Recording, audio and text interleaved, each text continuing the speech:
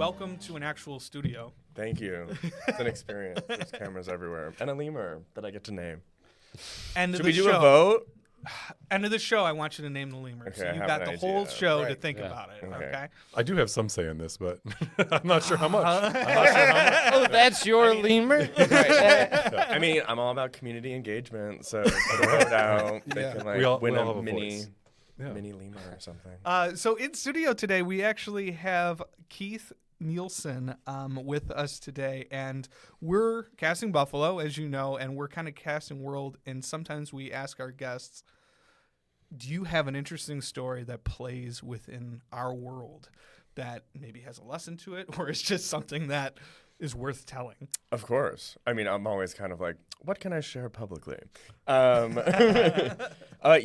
We, as a costume designer, we work with regular, like, principal casting, background casting. And I was actually on a period movie. What year was that? 23, I think, ish. And what's interesting about me is every piece of clothing that's in the room goes through me. If I haven't seen it, I'm like, I can usually point it out because, like, I go to my storage unit, I pull it out. I go to rental houses. I like to have eyes on it because I don't like to spend money unnecessarily. And I was on set, I think it was almost an overnight or a split in the middle of Manhattan, a 1950s movie, and I was like, those aren't my clothes. And then I, like, grabbed my assistant, and I was like, yeah, you don't recognize that either, right? And she was like, who is that? Because if you don't know, once people are cast on the day, they go through hair, makeup, and wardrobe, especially on a period movie. Yeah. So you see faces, you see the clothes, you recognize colors and things. I mean, they've probably gone through a fitting, right? Yeah, I mean, ideally, yeah. Especially on a period movie, Right. That's the other thing. So you do have interaction with a human. So you might not remember their name, but you remember their face. And then this person had just snuck onto set in quote-unquote period garb and thought they were going to get away with it. Luckily, they weren't used.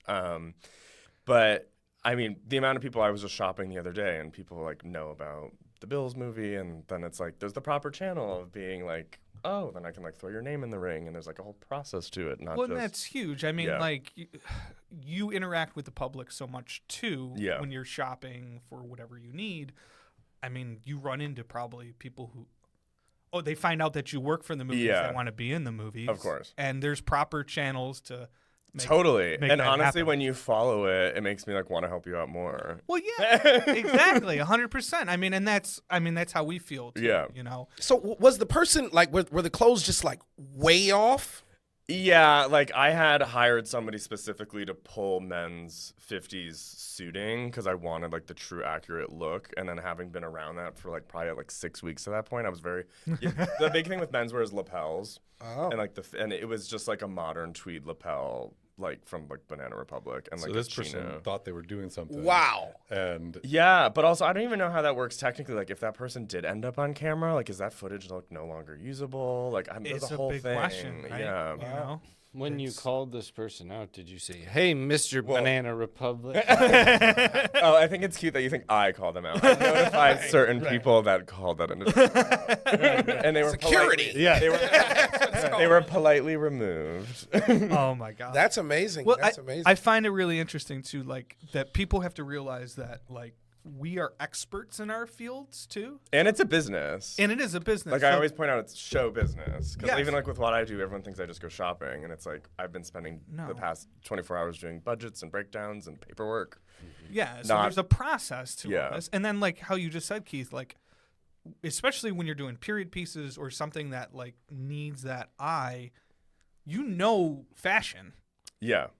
Like, so if someone's trying to pull the wool over your eyes, you know exactly what kind of wool it should be.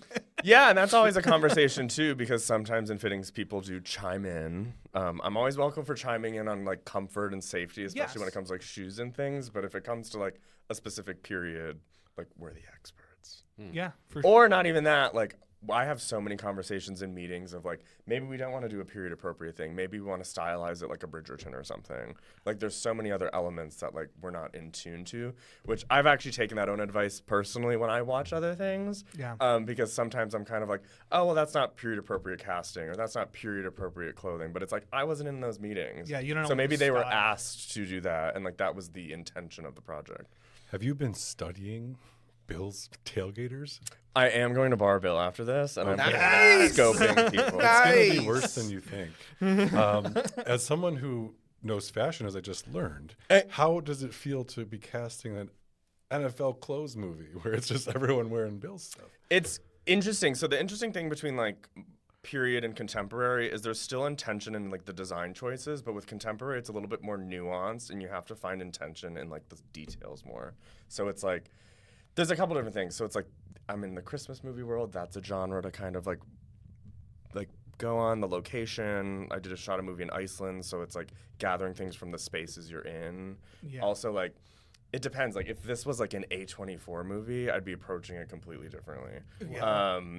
But the thing I love about Christmas movies and also Hallmark is it's like escapism. So I like to design wise like lean into that and like give people that like idealistic escape. But That's also pretty cool. I am excited to like incorporate some more kind of like the style of what's here to make it.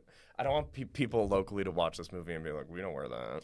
Well, are you going to get Right. like the Carhartt onesie? That's a I don't know Buffalo about- thing. That's a Buffalo thing. Zoobies. Who wears the that? Zoobies. The two Yeah. Are they Zoobies or Zubaz? Zubaz. I'm sorry, Oh. Zubaz. I've done my Zubaz, research. yes. They have Some like the Buffalo New overalls. They have onesies. Because I mean, you have Well- a lot of different factors in this, right? Yes. So you're doing your kind of contemporary mixed with Christmas movie, mixed Sports. with Buffalo, mixed with sports, Yeah. Right. mixed with winter. Yeah, and I've seen the pictures of your fans sitting in the stands and like the snow. A lot of them sometimes are bare chested. Yeah. Right. Which makes your job easier. just wearing maybe Nate Burleson's coat. I was gonna say Yeah, there you the go. guy that wore Nate Burleson. Actually, we should try to find him. That'd be awesome.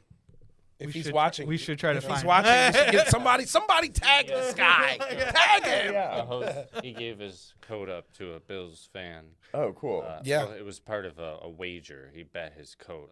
Yeah. Great though. Yeah. Oh my god. Yeah. No, that's funny. We should Absolutely. That's a particular one. Find the coat. So when you do the wardrobe, though, is it going to be like the best version of what Buffalo tailgaters look like, or is there going to be someone looking like a rat in the back? With, like, just How do you identify a rat? oh, well, you know when you see them. They're out there for sure. Just like the most disheveled person, because that's part of the tailgate experience. Like maybe too. somebody who might have fallen into the creek walking to the stadium. Oh wow. Yeah, yeah. Too They're drunk actively trying wet. to get to Yeah, it. yeah. I know what you mean. Yeah, they're You know still- what I'm All I'll say is I'm in the depths of prep right now. So we'll see where we end up. Well, Maybe well, you've influenced Yeah, Keith we're, right yeah. now. You know, there's going to be some scene. There's going to be some guy huddled up in the corner, all soaking wet. And you're going to be like, I influenced. well, Harry and I, yes. Yeah. I do love those Easter eggs in movies. I try to throw some in. Well, The very I'm hoping for it Buffalo now. thing. Yeah. Yeah. Yeah. So Keith, we have an audience here that might not know what a costume designer is and what they do. Can you kind of jump into that a little bit? It's complicated. So basically, I'm responsible for every garment that's on screen. And with that goes, I'm responsible for the team. I'm the department head, the budget, making sure we have all like the script notes and everything matches like that, the continuity. It all essentially falls on me. I do not do it alone, thank God. But as the department head, everything goes through me. And that's important because and like especially like if we're filming this right now, I'm thinking about like what everybody's wearing or Yeah. like what color the wall is, or I'm always texting Daniel, our production designer. I'm like, what color is that couch? Can we throw a blanket behind the person because they match the couch? Little things like that. That really, because the thing is, there's this old saying that good costume design is invisible, and that's actually a good point because you'll notice if something's off. Yeah. If I get called out for my first Christmas movie all the time because we hemmed a pair of pants too short. If they were like a centimeter longer, but like they're not wrong, it is short. But like you would ignore it if it was the right length. You're like, oh, he's in a tuxedo, whatever. Wow. That's an interesting point because it's almost, I mean, we're the same exact way because the end of our visions end up on screen, Yeah, which is open for people to comment and us to learn. So that is interesting that you had like right off the bat a lesson yeah. from the public. Oh yeah, I read a lot. I've sort of slowed down a little bit too because unfortunately, there's a lot of negative comments out there. Oh yeah. And I'm trying to personally, I love what I do, but I'm trying to like relax a little bit more with it. But back to your question, as far as a costume designer, I'm responsible for basically bringing the network's vision, the director's vision to life. typically in my early meetings, I'm usually a big listener. I'm listening to kind of like, you're the director, this is what you're thinking. You're the producer, this is what you're thinking, and getting all of those like little sponges of information. And then I focus on then, okay, what do I think? And I try to find that common thread.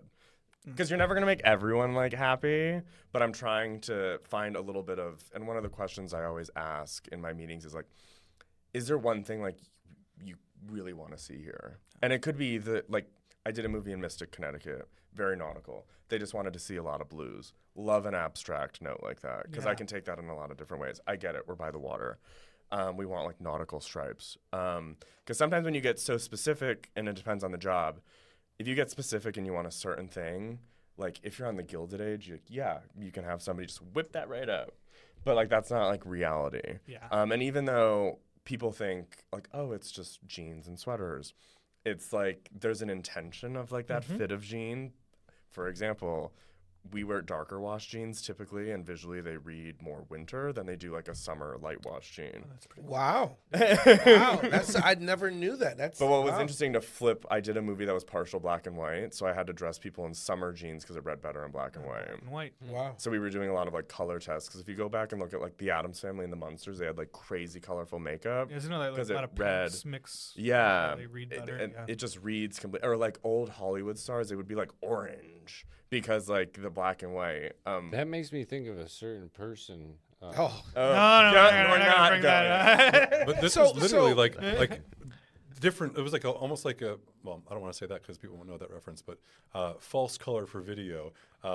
Yeah, you're tricking the camera. Yeah. Yeah. Wow. So like the way that black and white read different colors, it wouldn't even look natural at all. But on the camera, it would like be darker here or lighter there, but it had no real basis in the actual colors. It's like an interesting like equation. Yeah. Like I always say, I like to play, especially in my Christmas movies, I like to do a lot of like color equations, and like I'm a traditionally trained artist too, so it's good that I really know like the basis of like color and texture. This is a color theory. Yeah, and like The science of complementary, it, and then yeah. sometimes like playing around and things. Like my signature has become kind of like monochromatic looks with like matching gloves, so like the line continues. Oh, wow. That's pretty cool. Yeah. I'm also big into tailoring, both as a designer but also in life, because also that's like a great thing. Being in the world of like fast fashion and stuff, like you can get such longevity out of like things that like fit you well, and like support your local tailor.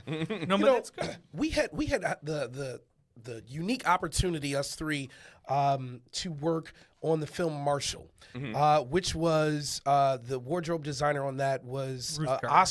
Oscar winning. You got to put that in there. Oscar winning, incredible. Ruth Carter, and she won that Oscar for Black Panther. Which again, when you look at that, that was a film that had culture, that was fashion, that had color schemes and all that stuff. She got to create a whole world, Oh yeah. Right, which is like so rare. Which was And- Bridgeport, Connecticut, in Buffalo. Bridgeport, Connecticut. That's where the movie took place. It Marshall did? took place in Bridgeport, Oh, Connecticut. but you used shot it here. Buffalo. Shot it here. Oh, Absolutely, okay, I got absolutely. you. But have you been challenged like to that extent where you can create your own? And I mean, to win an Oscar for that, I mean, that's obviously the highest award. Like, have you tackled any projects that was like that difficult to come up with your own schemes for that? I could only wish, but honestly, and something like that, it's almost more freeing, because when you have that, like on like Black Panther, it's like they have like access to everything. Like I know she Yeah. did a lot of like laser cut things and like 3D printed things, and you have people that can just build whatever you want, so you can let your mind just go insane. Right. Whereas like sometimes on like, I mean, Yeah, you're And it- limited by budget. Yeah. but it's, for example, I just watched a Kate Blanchett interview where she was going through like costumes and things, and she worked with Sandy Powell, who's also an Oscar winner, on 2 different movies. It's Disney's Cinderella, which I'm sure she had a bajillion dollars. Yeah. And then they also did Carol together, where I know what the number was, and it was insanely low. Wow. But even though Sandy is incredibly talented, like people knowing that designer's work and knowing Kate Blanchett in both of those movies, they're still expecting the same quality. Oh yeah. They don't know that behind the scenes you have $3.50. Right. Wow. But back to answer your question, one can only dream of like a Black Panther or a Cinderella or a Wicked, which Paul just won for that, Yeah. rightfully so, because it's like I can't imagine. That's the dream. Is like not even just what I do, like with production design, like we can just build a set. Yeah. Like the that's blank check. To That's so rare now. do that thing. Or like you build a set, not a series of sets. Well, I was gonna say I just want to jump in this real quick because with Marshall, like that was kind of our first film out the gate with casting. So Oh, really? I was interviewed to get hired as an extras casting director. Mm-hmm. I didn't really have any interests before that. I was just kind of fresh out of college. I still wanted. I directed a low budget film, and I was still kind of trying to find my niche. And I'd met Harry and Peter the summer before, who'd done extras casting for a smaller film from John Abrahams. Mm-hmm. And I interviewed, I got the role, and I'm like, I don't know what the hell I'm supposed to do. And so the one UPM grabbed me, brought me into the room with Ruth, sat me down and went, teach him everything he needs to know. And Ruth was like, I got you. Amazing. So like I was taught. Well, that's a good UPM because he knows what costume design. Exactly. But I was taught by Ruthie and by a costume designer on how to kind of just extras casting. Like Yeah. How, and Harry always brings up your saying about like how we are the art director of people. And so my first lesson was I'm going to absorb everything that Ruth says and what she wants and what she needs. Right. And I am going to just That's make a sure. hell of a baseline to start with. Exactly, right? But that's what I'm saying. Like, I learned from that to be like, okay, if I can satisfy her vision, this movie can be very smooth, Yeah. and I'll be able to do it. And especially when somebody's very upfront and like, I'm assuming that's like XYZ. just take care of this, this, and this, and this, and we're good. Yeah. And I mean, she had such an amazing relationship with Reggie Hunlin, who was directing too, that like Reggie's go-to was if Ruthie's happy, I'm happy. Yeah. So I went, okay, if you're saying that, I'm going to do the same exact thing. And I was talking to Cassie, and she was talking about like, oh, I'm working with Keith. And I'm like, well, listen, Cassie, I learned this from Ruth. If Keith's happy, we're all happy. I guess I want to talk a little bit about your career, right? So oftentimes, especially in our market of Buffalo and in the surrounding areas, we're educating people. We're educating them a lot just on the film industry, not only just as actors or crew or anything of that sort, but so people kind of tune in because they want to learn. Yeah, the different aspects. Right. But so for yourself, you bring something unique to the table. How did you get started? Like, did you go to college for this? Like, how did you get into the fashion industry and ultimately wardrobe design? So I'm the ultimate person of never say never, because I said I'd never live in New York City, I'd never drive in New York City, and I said I would never be a costume designer. And I've either done all that, and I'm actively, the only thing I've professionally done is be a costume designer. So at this point, I'm kind of like, what the hell else am I going to do?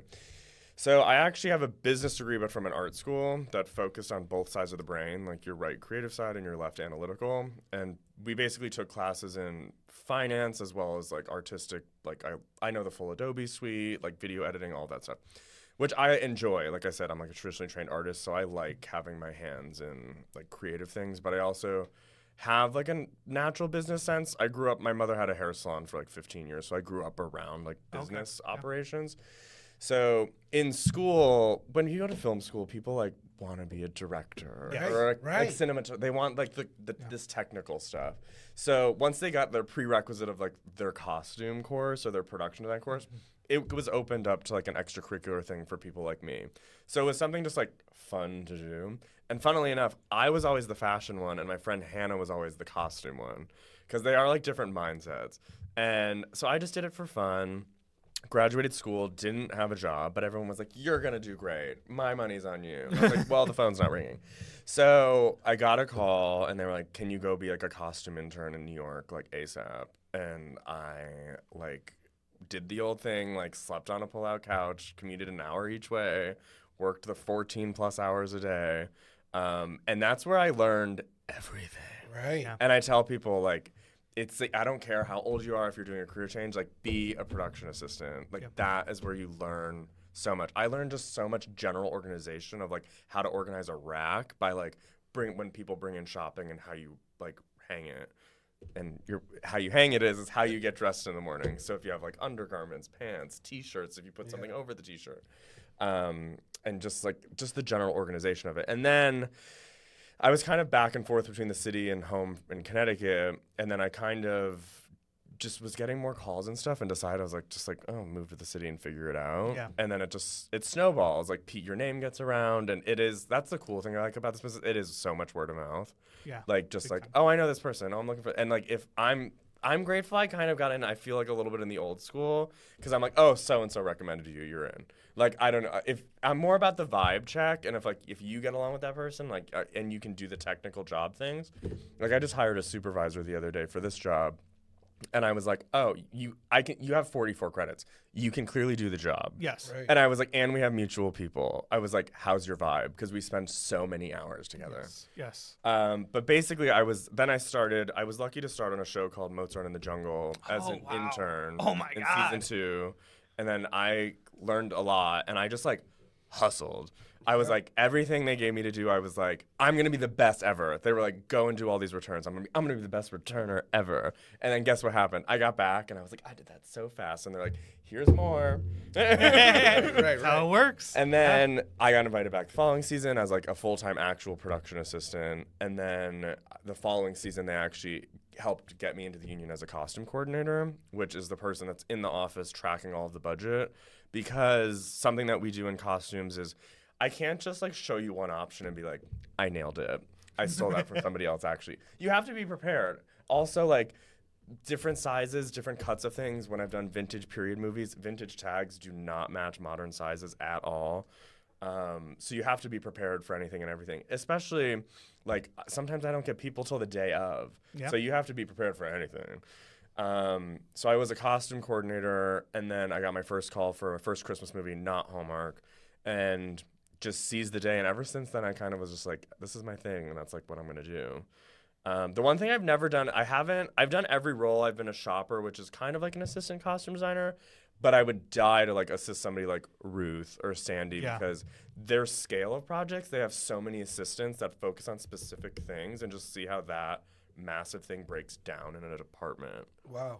You know, we actually, myself and Peter, we're both professors who've worked at local colleges too, and kind of tried to teach, you know, film students or actors how to get into the business, but not necessarily as like a director or a producer or a writer. Right? Yeah, we need just regular. Exactly. We need crew. There is too. crew that like, exists, and I had one course that literally was called Futures in Film, and I think a lot of them thought would be like, oh, how do I'm going to meet? And I said, no. I'm bringing in a costumer. I'm bringing in makeup. I'm bringing in an editor. I'm bringing in G&E, because realistically, these are the jobs that are going to keep you rolling in this film world. But just like you said, we always push, like, go be a production assistant. Get thrown to the wolves, learn it all, and absorb as much as you can, and work your way up the ladder by just being good at what you do. And I always say, like, be curious. Like, I'm Yes. never mad at questions. Ask. Like, Always ask. Yeah. Yeah. I'd rather you ask than, like, do something wrong. Like, please ask me. And don't be afraid. If you do something wrong, say it right away. Totally. Because everybody else has that experience that can help put you in the right direction. Yeah. That I've never, mistake like, is. as a leader, I remember also going to business school. I remember a whole course focusing on the difference between being a good manager and being a good leader. Yeah. And they're two completely different things. And I've always in my life wanted to be like a good leader. I can do the technical management side of like labor budgets and stuff, and like that's like management to me, and like getting people in position. But like I want people to like be happy to show up to work. And I'm like, ugh, or like I'm just the PA. Like, you're a part of the team. Like, I can't do without my PA Veronica. Like, she's the one that goes and like does exchanges for us, does returns, makes sure that like we come in on budget. Yeah, and like- everyone plays in that Yeah. that role, and like you mentioned, I think it was a great way of saying it, the vibe check. Love the vibe. It is such a smart way to approach it, because it is like you will get the next job depending on how your vibe was. Yeah, and it's within interesting, a like, room. as a department head, like, then I get to choose my team. Yes. So then it's kind of like, ideally, like, I'm going to have a job after this. Like, and I'm actually really excited to be in Buffalo, too, because in a weird way, it pushed me out of my box to, like, network more. Because I love the team I work with, like, consistently a lot, but it's nice to just, like, expand that again. Yeah. I have a weird question, right? No question. Yeah. No, I'm kidding. So, and I'm so intrigued. I'm a trained actor, but I'm so intrigued about your job because I'm I'm a big fashion guy, right? Like anybody sees me out, usually in public, I have a lot of suits and stuff like that. So I'm really into fashion. Do you feel any pressure as a costume designer to like have a good fashion sense for yourself? Like, are you self-conscious about like how you dress or anything because you do it for a living? Not at all. No? And someone along time, because I was talking along those lines about something, and she's like, none of that matters. It matters what's in here. Oh, wow. And I thought she was going to point to what's up here. But she's right. Like, it comes from, like, the heart. And I, like, adore what I do. And I know the output I can give. And it's just, like, it's like a heart. It's a love vibe. No, I'm saying, like, do you feel any pressure to be like, I can't wear those pants? No, Like- actually, honestly, some of the people I like admire the most in this business, which are people like Patricia Field and Jenny Beavan, like they'll show up like you wouldn't even know that they know like every celebrity in the business. Wow, yeah. Like I love that Jenny Beavan went and got her Oscar like in a leather jacket. I was like badass. Like that's rad. I mean, I'm just a proponent of like there's a new show. There used to be a show called What Not to Wear. They just rebooted it and it's called Wear Whatever the F You Want. I'm kind of into that. Smart. Like if you're good with it, I'm also more personally like related to like function. Like I'm like I gotta roll up at 4 a.m. and like drive an hour to set and dress 300 background that I've never met. Like, yeah, you're like, I need yeah. pockets. I need. sneakers. Like I always wear boots, and I always talk, like when you see me in sneakers, you know, like stuff's going down. Like, I'm around. Now, do you also have like as a costume designer? Tell me about like the amount of clothes. You mentioned warehouses. You said you have warehouses of clothes? I don't, but I have access to. I have my own storage, which I've actually really. A lot of old school costume designers would always be prepared for like anything. They would have hospital stock, uniform stock, period uniform stock, tuxedo stock. When I say stock, I mean, for example, like I own, which we used on Newport. I own tuxedos, modern and period, in full size runs. And what I mean by full size runs is I can get. With casting, it's like I could get 7 people that walk in the room that are all the same size. Yeah, I need to be ready for that. Or I can get 7 people that are various tiny, various large. We have to be prepared for all of that. And it depends on what period you're Totally. dressing for. So you could basically outfit a small village, is what you're In saying. tuxedos, yes.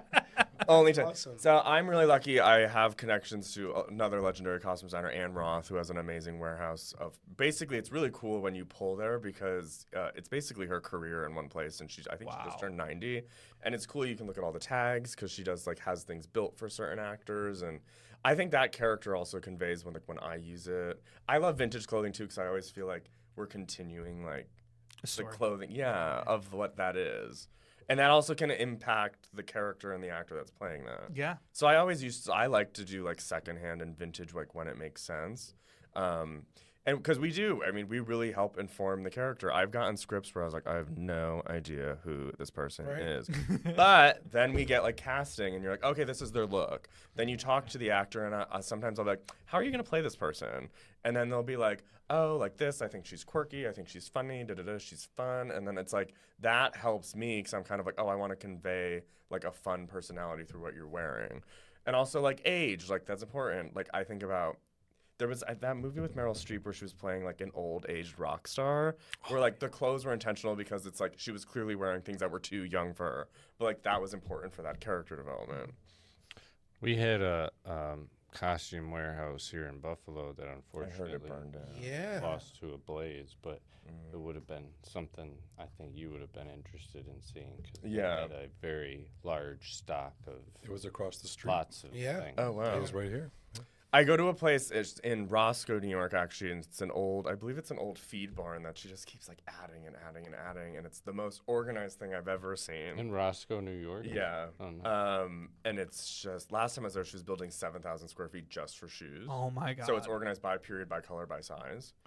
It's just insane amounts of organization, but that's amazing for me. How fun is that to go there though? And It's cool to just see the stuff, and I love craftsmanship. I always encourage people if you ever have an old jacket, I say, rip the lining because it is a form of architecture. And tailoring is so important because the way things are cut, with designers that are they cut a suit really well. It's because they know how to cut the fabric, the way it's woven. and just like the tailoring and like the inner structure of it's so important. What does a place like that smell like?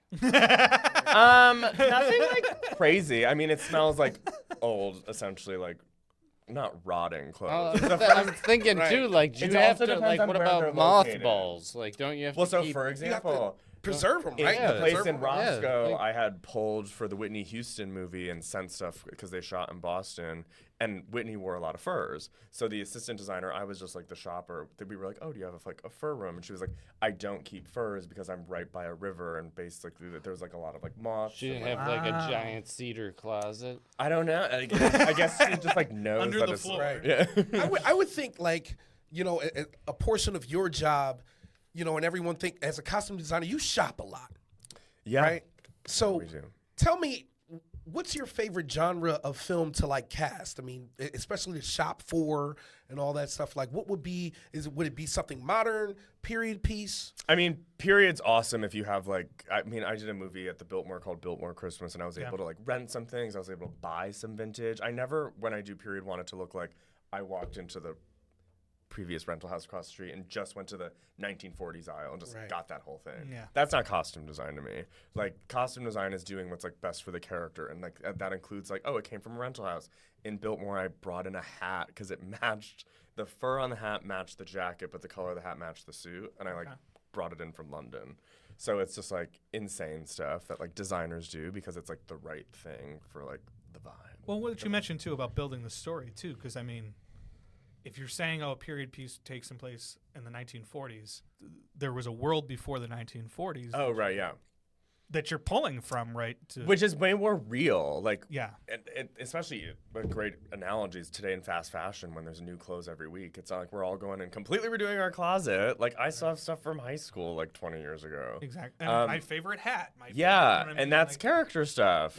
my father's gloves that So I yeah, showed like when I did yeah. 1947, 48, and sometimes like in my 50s movie, for example, she had a mother that was very traditional. So an interesting thing that I did was seamless stockings didn't come in until like 1952, I think. But I kept her in seam stockings, which were more 1940s because it was like a character decision. Did we ever see those? Maybe in a shot, but I knew they were there, and they helped her influence the character. Like it's something we discussed together in the fitting. And she was like, "Oh yeah, she's very traditional. She's very stern. She doesn't like the changing world." And I was like, "Great." I just love how deep like story and character run Oh, every yeah. single department. But then there's some times where I feel like you just have to.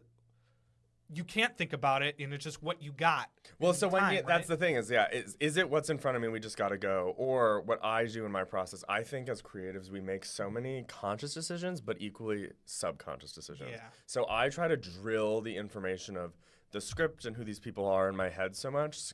And like, for example, on the last movie, shocker, there's a love interest.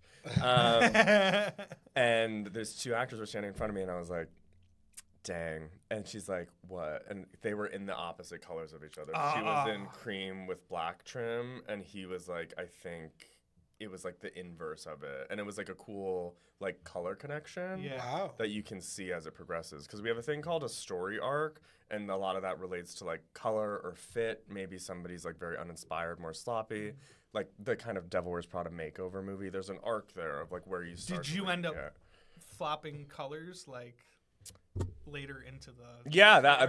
but I also like realized I already did it. So I do usually That's one pretty cool. big fitting. Like if you have like 17 costume changes, I try to do as much of that up front as possible because then I can focus on the details, and also I can lay it out in a way of like, okay, this is the development and like where we're going.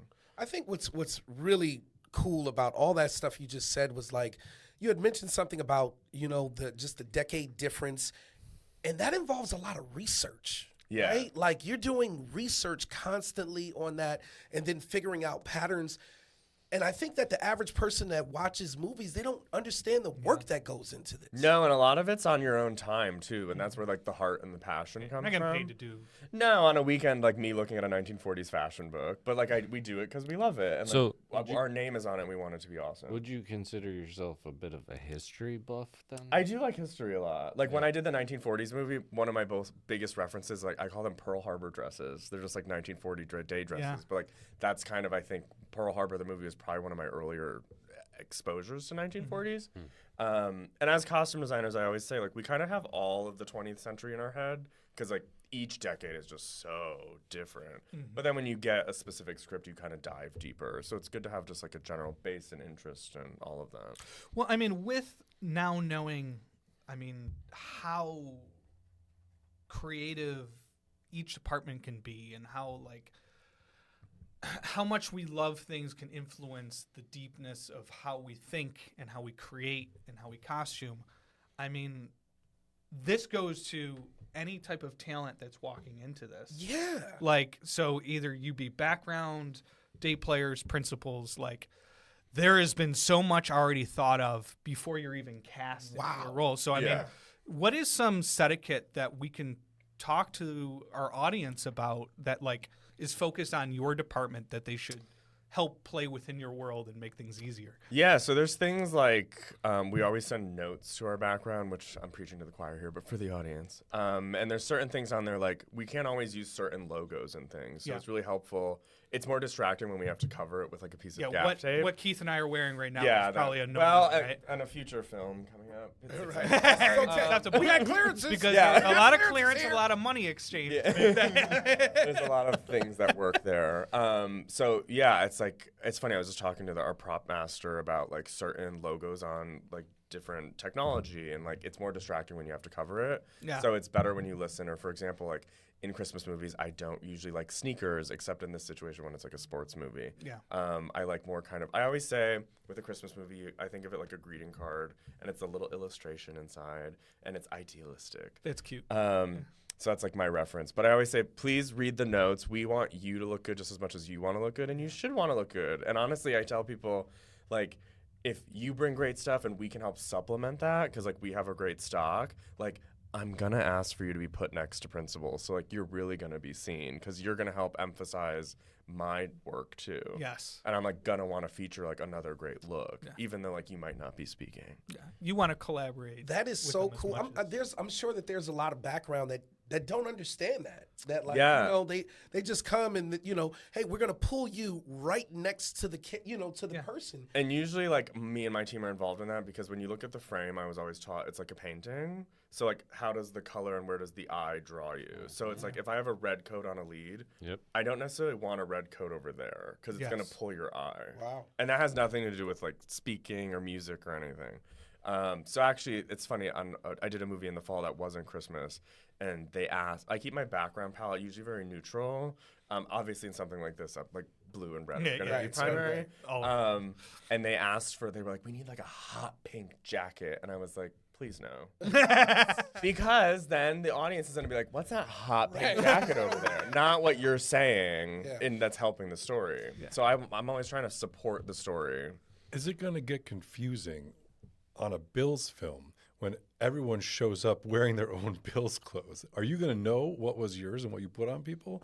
Or is it going to be just... There's a whole behind-the-scenes system of how we know. Oh, I love it. Oh. Everything gets tagged and documented and photographed. There's also a whole system of there's lists and vouchers of when we give people things, so they make sure that we get them back at the end of the day. You got to do that because especially in this town, like, we love a good Bills shirt. Like, we'll walk off, hey, look, I'm keeping it. I'm going to keep it. Well, that goes back into set etiquette, too, is like when you are either background or principals or talent in general, and you're working with the costume department, like, notes for when they do get chosen, like, make sure they return items, make sure. Yeah, for sure. And then, honestly, like, when you do that stuff, if you're like, hey, can I buy this when you're done? Like, I'm like, yeah, sure. Like, here's my number.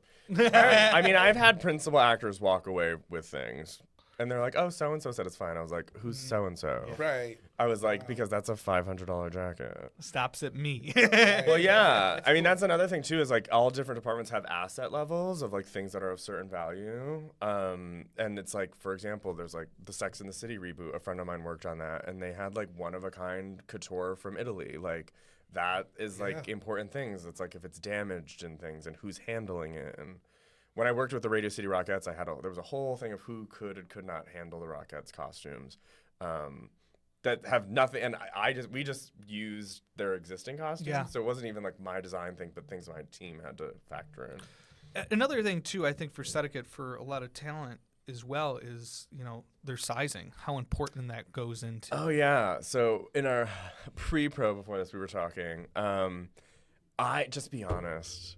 If you say like, "Hey, like I have no idea," me and my team can help guide you. We'll FaceTime. We've FaceTimed people like going through closets and looking at size tags. And honestly, like at the end of the day, which like I know you guys request on the casting side, like pictures are so helpful. Yes. Like I'm a visual thinker at the end of the day. I can usually size somebody up pretty good. Yeah. I mean, and sometimes it's hard. I mean, it's just like when we've talked about headshots in the past, like you might have headshots from 15 years ago. Right. It's Like you girl, might send a sizing. The waist is not that little. Yeah, that sizing might change. How often do you have people that are just wrong? They just say their size, and you're like, "That's not your size," and they're like, "Yeah, it is," and then you're like, "No, it's not." I mean, Do I have to measure it often now? enough. Yeah, I mean, is that like But- every day? But I also, speaking of tailoring, it's like whatever your size is, if you're just honest with me, like, I hate my arms, I hate this, I hate that. Like, the amount of visual tricks you can do with, like, where things cut the body, like, I can make you look like $1 million. Wow. All right. Like, I've worked with a petite actress who's 5'1" and has a long torso, so I have to do more high-waisted things to cut the line and, like, cut her torso to make it visually look shorter. So I think what's interesting that, talent should take away from this is that they should be very, very open about themselves. Yeah. But also keep in mind that there are limits. Yeah. I'm just saying it because I know that there will be someone who will walk in and be like, I can only touch this type of leather. You know what I mean? Like, So I'm imagining the opposite, where there's people that have it in their mind, like, I'm showing up wearing this shirt because I love this Bill's shirt. It's my lucky shirt. Yeah. I want to be on screen. And then would you just prefer people just not wear Bill's stuff that day so you can get them in the right stuff? And It depends on what the scene is. I mean, I know like we're gonna have scenes where it's like we need extras in actual Bill's things, but sometimes it is hard when that person walks in and you're kind of like, well, that's not the scene. Like it's a part of this movie, but that's not the scene. you have to have like a clean slated mind, but also be open to collaboration. And be Yeah, because like you were saying, like there's so many other conversations that have like led up to this point. and keeping that in mind, I think, is a fantastic thing for a lot of talent. Is like, Yeah. you're walking into, the 11th hour. Right. of it The all. ship has left the And dock. so you need to be open to like playing into that world. but Yeah, then also, totally. like if it's something personal, like be honest with. Even me too. It's like I love to have a vision and a story arc, but a piece of me always has to stay flexible because Yes. stuff changes. The amount of times they're like, That's our world, "Oh, we right? missed it. Like this person doesn't have a line, but they should be here because we should recognize their face." And it's like I gotta whip something out. Wow. Yeah. Yeah. Oh, that's amazing. Do you ever fall in love with an outfit and you want to see it so bad, but it just isn't where it's supposed to be, and it won't make the screen time? Yeah, you there's want the there? artistic thing of killing your baby. yeah. I killed my baby on a job. I was offered a job that I wanted from when I was 12, and I turned it down. Okay. But I'm glad I turned it down because in that time frame, I did like 2 or 3 other like design credits, and like that like helped me up at that time. Sometimes there's like an amazing shot, and you like the director wants that shot, or the person who shot it wants that shot, but it just doesn't fit. This is a great point because sometimes I get notes and I'm just like, it like makes you think. But then like I've learned that I'm really lucky to work with like a lot of people consistently. So you get to know each other and like you get to trust each other. And I was like, I might not understand it in the moment, but I just know 9 times out of 10, I like see it in the edit and I'm like, I get it now. Like they couldn't communicate it to me, but I get it now when I see it. I mean, so there like, was follow that. It's also cool because like on the last one we were doing too, I remember I got a phone call from Cassie and she was talking about like we found this one background actor who like we want to get this dress in somehow. Yeah. Somehow, and they fit perfect. Can we switch days? Can we make it work for this? Because we want to get them on screen. Yeah. It's fun little like gems and Easter eggs. Yeah, because like when we were renting pieces for that, like I'm looking at color palette and stuff. Yeah. And like what works with the principal world to like create the painting. And if I don't have to alter a rental thing, woo, that's back to the technical thing. I'm like, I don't need to alter it because with rental, if I'm altering it down, I gotta clean it and alter it back before I send it back. Yeah. So I'm not just getting stuff ready for camera. I'm looking at the downhill side of it too. Well, I think it's important too for the audience to know that, like, even on our casting aspects, that there's so many details that go into the choosing of casting people because it's stuff like that. You know what I mean? I tell actors all the time that sometimes it's not always the performance Yeah. that you give, right? And I'm talking about from an auditioning standpoint, Yeah. right? Whether they're going to get a job or if they don't. It's not always from the auditioning standpoint. It could be, hey, this person looks too big next to our lead. You know, Yeah. this Heights person, that the they can- height, Levels. weight, all of those things. You know what I'm Age. saying? Absolutely. Unfortunately, yeah. You know, so there's so many other aspects, and it could be size as well, you know, that's going to determine if a person gets a job or not. So all the stars have to really align. Riffing on that, my favorite podcaster, Heather McDonald of Juicy Scoop. She's a former actress and comedian, and she gave a really great example. She's like, when you're auditioning, like in person, or whatever, they're like, casting wants it to be you. Yes. Like they Yeah. want you to be like 100%. the holy grail. Yeah. So like that's helped me even just interviewing for what I do. I'm like, they want it to be me. Yes. Like maybe it's not a right fit, but so it's just like be yourself and like put your best foot forward. We are always, Great tip for always, that. Yeah. always trying to, we're rooting for you. Yeah, We're totally. always Yeah, rooting yeah. for you. You know, it doesn't do anything for us. if, Yeah. like we don't. You know what I Yeah, mean? Like yeah, we want to make sure that you're in the movie and a part of this storytelling. With that, what if we did have a chance of casting the people that we want to? So let's do a quick let's little do it. recast while we're here. Yeah, you're pretty good with wardrobe, but let's see how you are We're with casting. casting. So I'm professionally Keith Costumes, and my joke is I can always be Keith Casting. if Oh, things- Perfect. So let's put it to Well, a for test. right now, you are Keith Casting. So welcome to it. What are we doing this week, Jordan? Remember the Titans? Yeah. Yes. Take it back and try again. You What are we almost doing this forgot week, the Jordan? Titans. You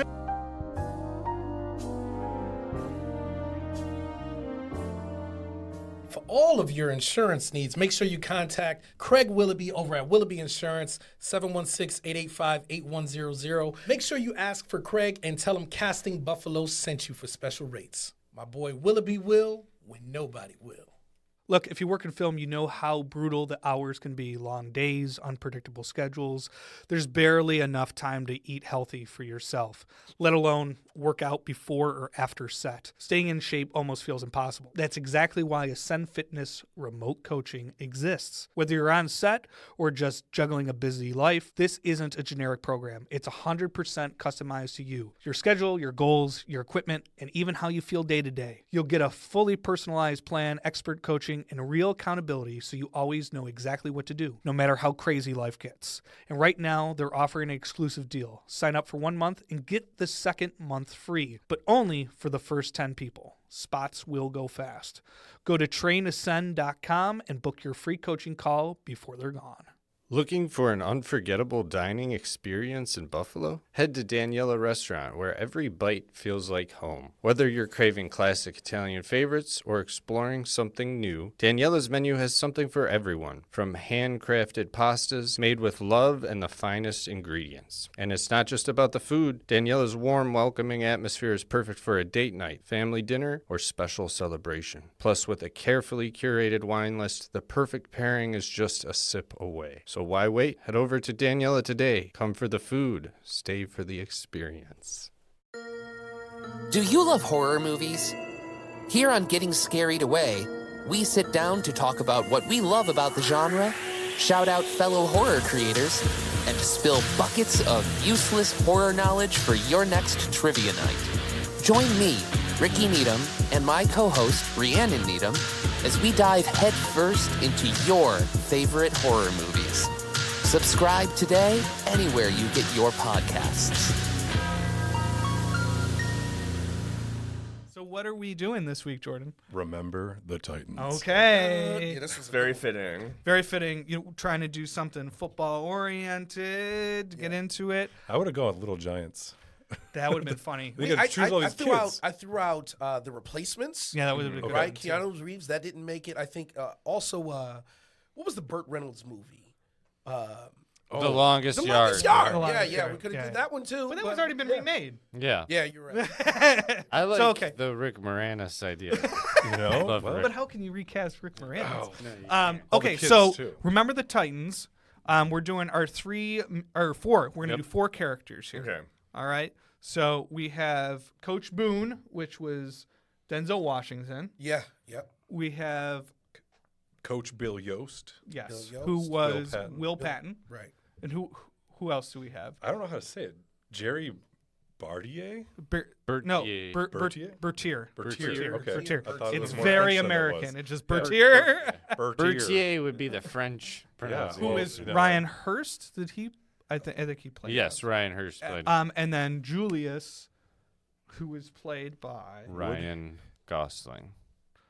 No. Wait. Oh, no. No. That's your recast? I thought we were talking... Spoiler. I thought... Ryan I- Bennett. Ryan's in I think there. no, it's Wood Harris. No. Wood Yeah, I thought... No, I I was... said right. Yeah, what? I was prepared for Bosley. I thought you were recasting Bosley. No. No. Okay, that one I'm going to have God. to... But Harris, hilarious. Who is it? Who are we... Which character? Wood Harris. Julius. Yeah. Julius. So played by Wood Harris. All right. So what we do is we usually go roll round by round, and kind of go from there. So Cool. hey, let's start with the Julius character. Yeah. All right. So Julius character, that's Wood, played by Wood Harris. For me, now here's the thing. When I thought about how Wood Harris played that role, Wood Harris during that time was like in his 30s. He was. Right? Yep. So you also have to be someone that's like older, but that can look younger, or just, because you're playing high school. Yes. I'm going to go with Damson Idris. Ooh. That's who I'm going to go with for that role. Just I think he's like the new thing. He has a very young look, That's Damson Idris for that role. Very nice. Keith, casting, do you have one yet? I do. Okay. I'm consulting my notes. So for Wood Harris, Wood Harris played Julius. Yes, so correct. So for Julius, Julius. Shamik Moore. Is he the right age? Yeah, I think he could do it. I mean, like Yeah. I was gonna say, I said Shamik. Let me just see here. Hold on. so just like See, these are the technicalities of said. casting. Yes. He's like Yeah. they play the age. Are can they the play? right And that's age? what I was gonna say. Can they play Yeah. the age? Right. And that's where I kind of went back and forth too. Yeah. It was like, do I cast older that can play younger? Right. Because like I'm saying too, it's like those little things can pull you out of the story. Yeah. If they're like, I just don't. Or believe do they it. just I just don't believe it. fit? Yeah. Or I mean, This guy's good though. Yeah. you he's look good. at the Yeah, original. for sure. Remember the Titans, and then legit, like you said, you look at Wood Harris, you look at Ryan Hurst, Yeah. and they look yeah. older, but yet for the '90s, or for like 2000s, it fit. Kind of fit. You know what I mean? Yeah, It fit. For sure. No, I like that. I like that choice too. I went with actually I went more towards hitting what the age should be, but he's a little bit older, and I went with Mason Gooding, Okay. which is Cuba Gooding Okay, Jr.'s yeah. son. The only thing that kind of stopped me, which I thought was interesting, the more I watched it, I rewatched it recently just to make prepared for this. Yeah. But like how much that time period reflected their casting too. Oh, Because yeah. Wood Harris. He was. Wood He's a good Harris, age too. You saved his facial hair off. He seemed someone that was in that era. He looked like a Oh, guy for from sure. the 1960s. But also, like, he is very dark skinned. Oh yeah, Too. Yeah, yeah. But that plays within that character, story. with the character. Because everything Couldn't is. be a light just- skinned person, right? Exactly. Right. Absolutely. Which Had to that's the only thing that here is, Mason is lighter skinned. Okay. But I Like think that. his acting ability would be able to give that heart that Julius is and I that like it. relationship that he gives. I like it. Harry, you got Cool. one? What you got? This was last minute because I dropped the Do ball it. on that one. I thought it was Ryan Gosling. I might say, I don't know, Daniel Kaluuya. Okay. Oh, yeah, no, you I can thought about get him. out. too. Maybe a course. little older, but He's definitely the skin tone, the dark that helps for the story. yeah, 100%. and he's good. he embodies the when I think of what an athlete has, especially somebody at that level, he's got the seriousness kind of. You know what I mean? With that, for Especially sure. the beginning character of Julius too. Yeah. He's very, very serious and then warms up, just like how Ryan Hurst does. So with that, let's go to. Well, I got You got one. That's right. John Boyega. That's my. Oh, Okay. that's All yeah. right. He's tough. I like him Intense. for sure. Athlete. Yeah. Right. Got the build. Absolutely, 100%. I'd cast that. Do you want to jump to one of the coaches? No. Or just I'm, go in I'm waiting reverse? on them. Yeah, Wow, let's go in order the here. big one. So, Yeah, there's the big ones. Let's wait on them. Jerry Bartier. Bertier. Bertier. Okay. American. Um, All right, is it on me? yeah, ahead. go for it. So I think that that was a tough one for Yeah, me. me too. I went with This was a really tough one because again, it was the age thing too. I went with Tom Holland. I did too. Yeah, There you Tom go. Holland. You always have All a right, connection. look at that. All right. Boom. Well, there's Yeah. also. What was your thought process with that? I just think that, his look, I think he has the athleticism, you know what I'm saying, to be able to do that role. Yeah, and right now he has that look. He looks younger, He looks like he could play in his teens. I riffed on, as you know, my favorite movie is A League of Their Own, and on that movie they couldn't afford to double everyone. Yeah. So when they were testing people, they were looking at people that had dance experience. Oh, cool. Because they can look at it as choreography. Oh, that's smart. And he's like one of those. Cool. I like that a lot. I went. I looked at it and said, "Who can play a linebacker?" Oh, yeah. So I went with Jacob Elordi. Well, he's tall. He's 6'5". He is definitely a linebacker. He became popular off of the Kissing Booth movies on Netflix, and now he's actually playing Frankenstein's monster in Guillermo del Toro's Frankenstein. Oh, wow. Coming out on Netflix. But he had very handsome, charm to him. And I think him mixed with Mason could be a very good, especially when they become best friends. Right. And that you don't expect someone like Jacob, who is very built and very healthy, to then get his world taken away when there's a car crash. Yeah. You know, I can see that. like in the movie. So I'm also in the MCU on this one with Chris Hemsworth. okay, Yeah, that's good. Yeah, That's I a like good it. one. Yeah. I Strong like it. dude. That's a good one. he fits perfect. Yeah. So part of me was like, if He's I in did, shape. I was gonna say I thought of Channing Tatum too at Okay. first. Right, It was yeah. like he plays that all American, and I think even though he's not American, Chris Hemsworth does have that all American attitude for sure. Excellent. Harry, what do you got? I went a little out of the park with this one.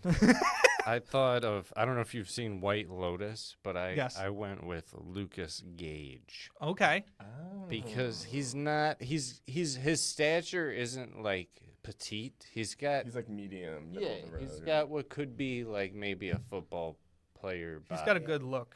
And I think in contrast with who I picked for the other role, Julius. that would work. Okay, very good. All right, let's get into these coaches. Wait. I also had Tom Holland. Oh, did you? Yeah. Okay. All right. Well, do you want to go straight to? No, say Okay. All right. So, Coach Bill Yost Bill Yost, was Will Patton. I love Yeah. Will Patton. This was tough for me too. Yeah. Only because I think he's older now, but I would go with Bill Paxton. Yeah. I think he could fit that. You always choose the people who've passed away. I was saying, isn't he No, I dead? do that, Sorry. yeah. You can't go with I was that. gonna ask. Okay. No, but in I forgot theory, he died. I know it's sad. I forgot. But in theory, You could go with another Bill, Yeah. Bill Pullman, he Yeah. would work too. Okay. But no, but Bill Paxton is a good call because he definitely gives that Yost Yeah. feel as a coach too. I mean, it's just I forgot he died. he's a legend too. Wow. Yeah. Keith. Matt Damon. Okay, Ooh, good call. Okay, I like that. Good call. Got some star power in there too. Yeah. I also was thinking James Marsden. I like that one too. Different looks though. You know what? I gotta take mine back because I need another shot. I I want to go with You Mark Taking a Wahlberg. mulligan here? Okay, That's you're a good Mark I'm one. going Mark Okay. Wahlberg. I like the Mark. Yeah. A Marky Mark Mulligan. I like that. I'm going for grit with Josh Brolin.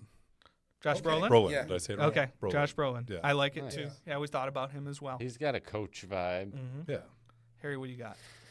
All right.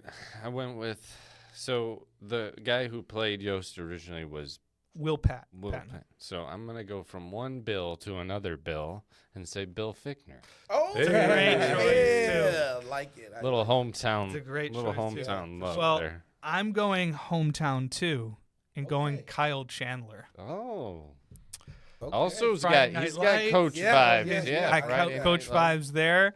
But the more Will Patton just had this great sense of like camaraderie with his team, and I feel like Kyle Chandler definitely can give off that feel. So that's my Yost. I like it. All right, we got the big gun now. Coach Herman Boone. Made famous by Denzel Washington. Oh, dude, I bet you're taking mine. Go ahead. Do you want me to go first? No, you go. You go. Go for it. All right. Go for So, this is a black actor. I've been following this guy's career for a long time. This guy's not like an A-list that I'm about to give, right? Let's see if we're gonna align But here. he's a super strong actor. I've seen him on Broadway. As a matter of fact, he was on Broadway with Stephen McKinley Henderson, and so I'm gonna go with this guy. He was opposite Denzel in Fences. Russell Hornsby. Oh, that's a great pick. It's not mine. Okay, cool. I'm just saying, a lot of people know him. So he was opposite Denzel. He played Denzel's son in Fences. He did, yes. But this guy's amazing. I've seen him on Broadway. He'd be my top pick. I went Sterling Brown. Oh, so did I. Wow, that's good. That was mine too. That's good. Jinx. That's good. Sterling, I mean, Yep. we know Sterling. Yeah, that's no, what we I worked was with gonna him on say. Marshall. Somebody- And we worked with him on Marshall, and he was phenomenal to work with and watch in that craft in person. Oh yeah. He and- would eat this roll up. Yeah, Oh, he man, would that eat guy's it good. up. Yeah, He would he's eat it up. good. So Sterling's definitely mine. You align Mine with too, that? right Yeah, I here, was going to say. Sterling. Oh, you said it? Oh, you Yeah, had it. I was gonna point to the poster. The poster. and say the man whose name is on the poster That guy right is, behind you. he's a serious actor. He's so good. Serious, yeah. All right, Keith. I had two, and I like both of them. Coleman Domingo Yep. Yep. Yep. Definitely. and Great. Blair Underwood. Woo, that's a good one. Blair Underwood could do this. Yeah. Yeah, for sure. He's I a great like guy it. too. Awesome. I'm channeling a not so serious, well, it's serious, but my thoughts from Sonic 3. Idris Elba, Oh, whose yeah. name I may Yeah. be saying Yeah. wrong too. Yeah. That's obvious, Yeah. right? Yeah, If that's great. We went for That's- some deep cuts over here. yeah, exactly. Yeah. So we needed to. Other Sonic fact, I thought that Knuckles was played by Peter Dinklage, and then I was really surprised when it wasn't, and it was Idris Elba. For some reason, I was hearing the voice and thought that's who it was. Does So it have wrong. anything to do with how big you think? Maybe. Yeah. Right. That's funny. So the one other person that I had in mind too to play Boone was actually Jamie Foxx. Yeah. He crossed my Oh, mind. that Yeah, would that'd be be a good good too. one, He too. crossed That my would mind be good too. Yeah. too. Because she would eat that up too. Yeah. Jamie would You make know? it funny, though. Yeah, Yeah. yeah. We'd be laughing at Jamie would make Yeah. it funny. There'd be too much humor injected.